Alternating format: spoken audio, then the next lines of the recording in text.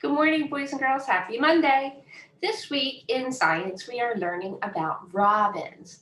Now, robins are a bird that we see a lot of in the spring, especially here in New Jersey. We see a lot of robins, red-breasted robins. I'm sure if you look out your window, you will see robins flying in and around your yard right now. Robins are usually a gray-brown bird, and they usually have an orange chest, and we call them actually red-breasted robins, even though they're more of an orange color, not a red. Looks more orange to me. But let's learn more about American robins. What are American robins? American robins are a type of thrush.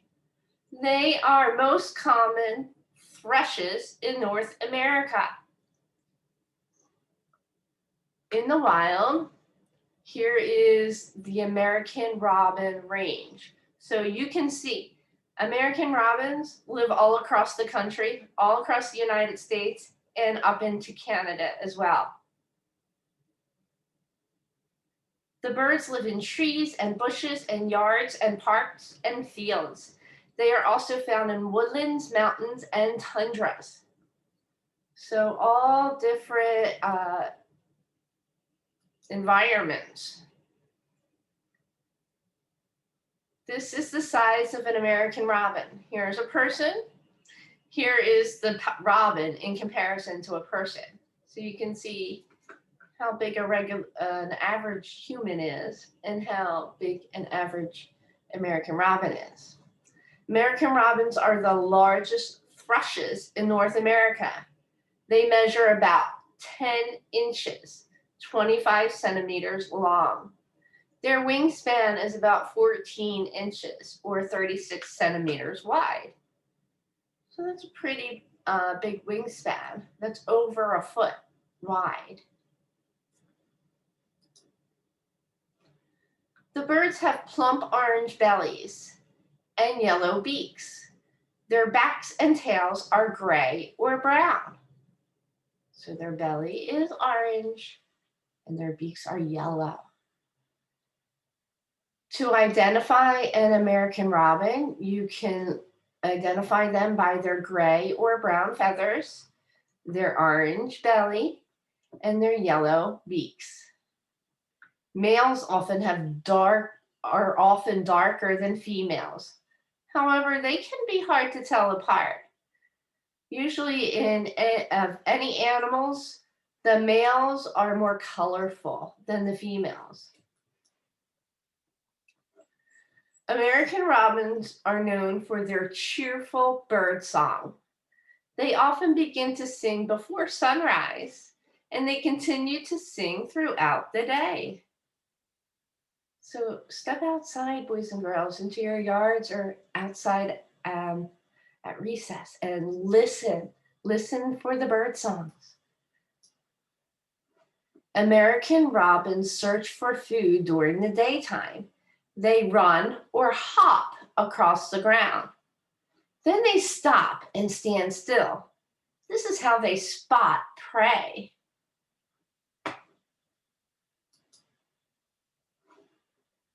On the menu, that means this is what they eat: earthworms, juniper berries, American grasshoppers, choke cherries, dogwood berries, and beetle grubs. The robins are omnivores. In the winter, they eat a lot of berries. In the summer, they like to eat earthworms. They also feed on insects, spiders, and snails. So omnivore means that they eat both meat and plant products. American robins form flocks during winter. Some flocks migrate to warmer areas. So migrate means they fly somewhere warmer for the winter weather. Animals to avoid: blue jays, American crows, black rat snakes, red squirrels, Cooper's hawk, moths and house cats. Flocks may gather in trees to eat and roost. The birds warn one another when predators are near. So these are all the predators of the American robins. These are the animals that like to hunt the robins. Nests and babies. Females lay eggs 2 or 3 times each year. They build nests out of grasses, twigs, and mud.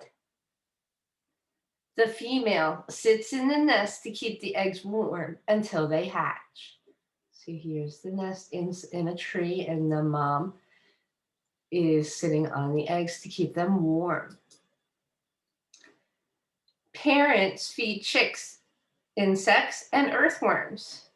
After 2 weeks, the chicks leave the nest. Fledglings stay under bushes until they are ready to fly.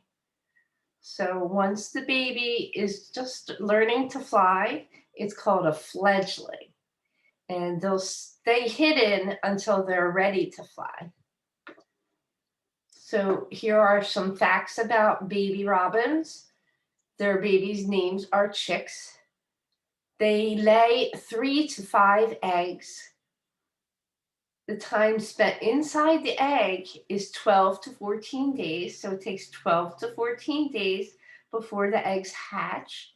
And then they spend about another 2 weeks with the parents before they're on their own. All right, boys and girls. So we are learning about robins, and you can check out the